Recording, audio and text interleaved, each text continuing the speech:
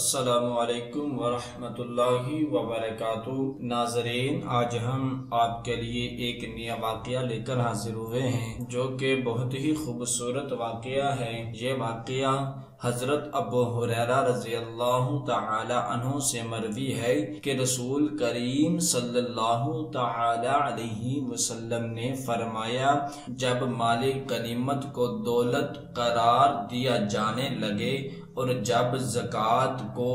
تاوان سمجھا جانے لگے اور جب علم کو دین کے علاوہ کسی اور غرض سے سکھایا جانے لگے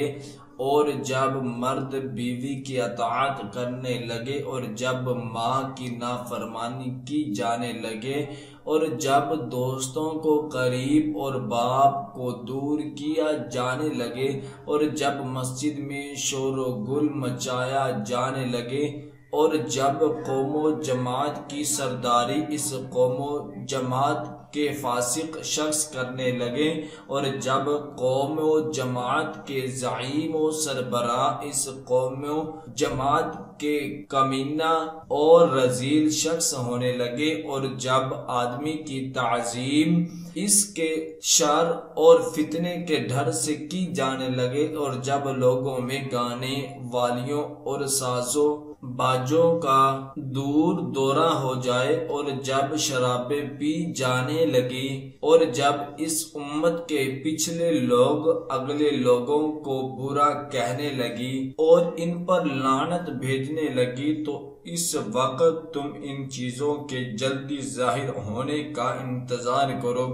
سرخ یعنی تیز و تند اور شدید ترین طوفانی آندھی کا، زلزلے کا، زمین میں دھنس جانے کا، صورتوں کے منسوخ و تبدیل ہو جانے کا اور پتھروں کے برسنے کا، نظام چیزوں کے علاوہ قیامت اور تمام نشانیوں اور علامتوں کا انتظار کرو جو اس طرح پہ در پہ وقوع پذیر ہوں گی جیسے موتیوں کی لڑی کا دھاگا ٹوٹ جائے اور اس کے دانے پہ در پہ گرنے لگی۔ مذکورہ بالا حدیث میں کچھ ان برائیوں کا ذکر کیا گیا ہے جو اگرچہ دنیا میں ہمیشہ موجود رہی ہیں اور کوئی بھی زمانہ ان برائیوں سے خالی نہیں رہا، لیکن جب معاشرے میں یہ برائیاں کثرت سے پھیل جائیں اور غیر معمولی طور پر ان کا دورہ ہو جائے تو سمجھ لینا چاہیے کہ اللہ تعالی کا سخت ترین عذاب خواہ وہ کسی شکل و صورت میں ہو اس معاشرے پر نازل ہونے والا ہے اور دنیا کے خاتمے کا وقت قریب تر ہو گیا ہے۔ مال غنیمت کو دولت قرار دیے جانے کا مطلب یہ ہے کہ اگر سلطنت کے اہل طاقت و ثروت اور اونچے عہدے دار مال غنیمت کو شرعی حکم کے مطابق تمام حقداروں کو تقسیم کرنے کی بجائے خود اپنے درمیان تقسیم کر کے بیٹھ جائیں اور محتاج، ضرورت مند اور چھوٹے لوگوں کو اس مال سے محروم رکھ کر اس کو صرف اپنے مصرف میں خرچ کرنے لگی تو اس کے معنی یہ ہوں گے کہ وہ اس مال غنیمت کے تمام حقداروں کا مشترکہ حق نہیں سمجھتے بلکہ اپنی ذاتی دولت سمجھتے ہیں۔ امانت کو مال غنیمت شمار کرنے سے مراد یہ ہے کہ جن لوگوں کے پاس امانتیں محفوظ کرائی جائیں وہ ان امانتوں میں خیانت کرنے لگے اور امانت کے مال غنیمت کی طرح اپنی ذاتی حق سمجھنے لگے جو دشمنوں سے حاصل ہوتا ہے۔ زکوٰۃ کو تاوان سمجھنے کا مطلب یہ ہے کہ زکوٰۃ کا ادا کرنا لوگوں پر اس طرح شاق اور بھاری گزرنے لگے کہ گویا ان سے ان کا مال زبردستی چھینا جا رہا ہے اور جیسے کوئی شخص تاوان اور جرمانہ کرتے وقت سخت تنگی اور بوجھ محسوس کرتا ہے۔ علم کو دین کے علاوہ کسی اور غرض سے سکھانے کا مطلب یہ ہے کہ علم سکھانے اور علم پھیلانے کا اصل مقصد دین و شریعت کی عمل اور اخلاق و کردار کی اصلاح و تہذیب، انسانیت اور سماجی کی فلاح و بہبود اور خدا اور رسول کریم صلی اللہ تعالی علیہ وسلم کا قرب و خوشنودی حاصل کرنا نہ ہو، بلکہ اس کے ذریعے دنیا کی عزت، مال و دولت، جاہ و منصب اور ایوان اقتدار میں تقرب حاصل کرنا مقصود ہو۔ مرد کا بیوی کی اطاعت کرنا یہ ہے کہ خاوند زن مرید ہو جائے اور اس طرح بیوی کا حکم مانے اور اس کی ہر ضرورت پوری کرنے لگے کہ اس کی وجہ سے خدا کے حکم و ہدایت کی صریح خلاف ورزی ہو۔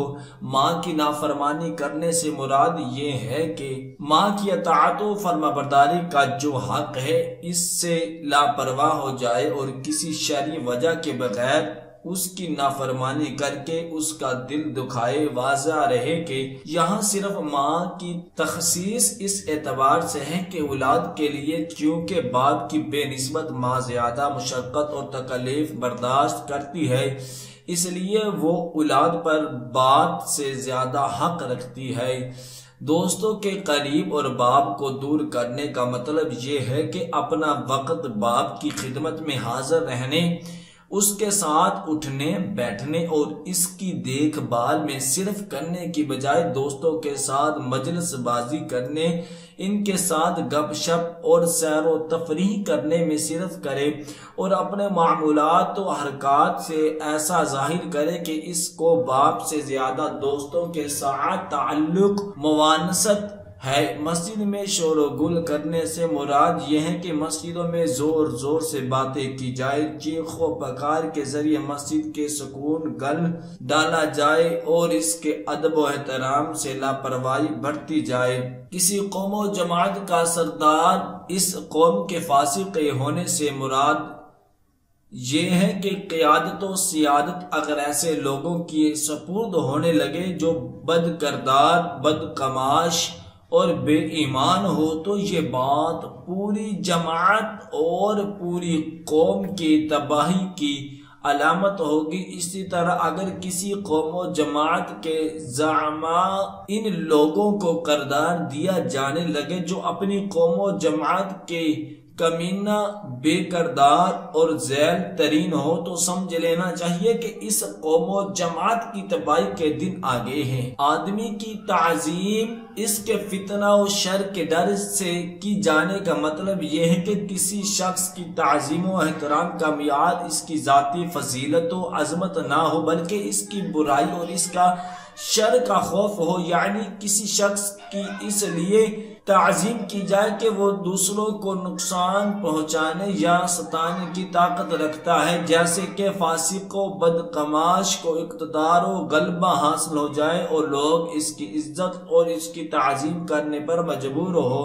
گانے والیوں سے مراد گلوکاریاں، رقاصائی، ڈومنیا اور نانی وغیرہ۔ اسی طرح بانجوں سے مراد ہر قسم کے ساز و باجے اور گانے بجانے کے آلات ہیں جن کو شرعی اصطلاح میں مزامیر کہا جاتا ہے، جیسے ڈھولک، ہارمونیم، طبلہ، سارنگی اور شہنائی وغیرہ۔ شراب و جمع کا صیغہ استعمال کیا گیا ہے کیونکہ یہاں شراب کی تمام انواع و اقسام اور دیگر دوسری نشہ آور اشیاء بھی مراد ہے۔ جب اس امت کے پچھلے لوگ اگلے لوگوں کو برا بھلا کہنے لگیں گے تو پھر سرخ آندھیوں اور زلزلوں کے لیے تیار رہو۔ قارئین کرام، آج ہمارے اعمال اور ہماری حکومتوں کا طرز عمل آپ سب کے سامنے ہے۔ گناہوں کی وجہ سے آج پوری دنیا مختلف آفات و بیماریوں کا شکار ہے۔ کبھی زلزلے زمین کو ادھیڑ کر